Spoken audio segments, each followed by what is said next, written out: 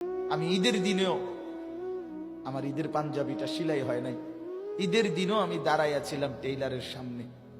টেইলারের দোকানদার সেলাই করে দেওয়ার পর এরপরে আমি ঈদগাহে নামাজ পড়তে গেছি।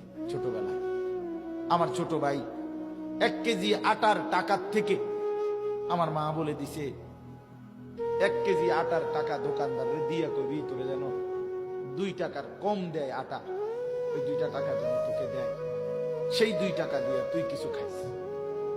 মা এইভাবে সংসারে ছোট ভাইরে টাকা দিছে।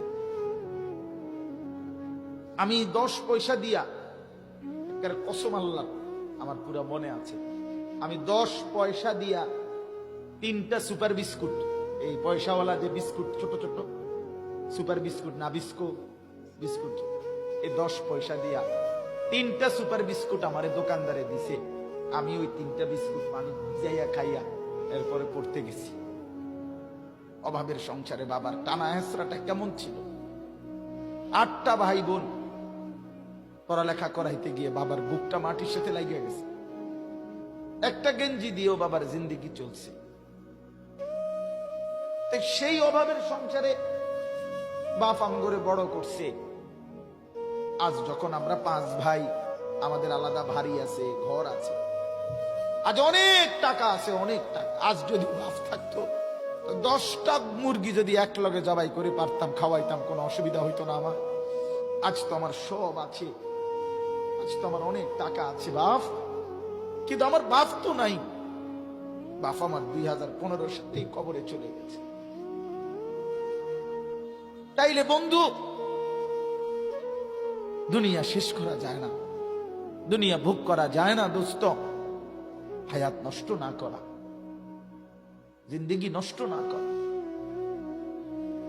প্রত্যেকের কাছে অনুরোধ করলাম, ওমা হাদিহিল হায়াতুদ দুনিয়া ইল্লা লাহবুন ওয়া লাইব ওয়া ইন্নাদ দারাল আখিরাতা লাহিয়াল হায়াওয়ান লাউ কানু ইয়ালামুন।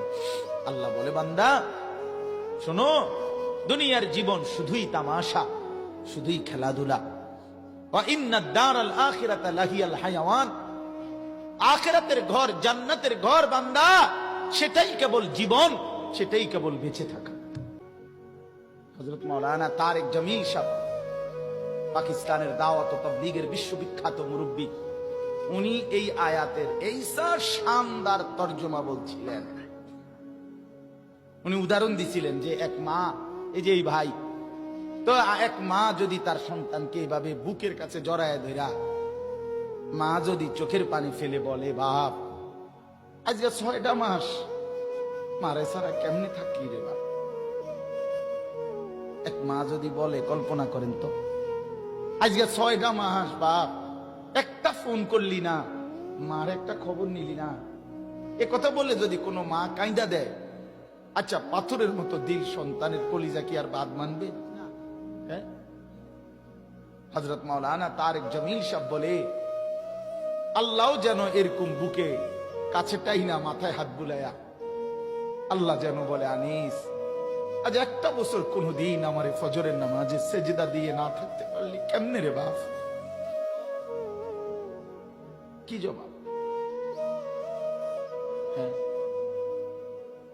আল্লাহ যদি বলে রাত 11টা বাজে ঘুম থেকে তুলে, আনিস আজকের সারাটা দিনে 1 ওয়াক্ত নামাজ না পড়ে আমারে ভুলে কেমনে থাকতে পারলি? কি জবাব দিবা যুবক?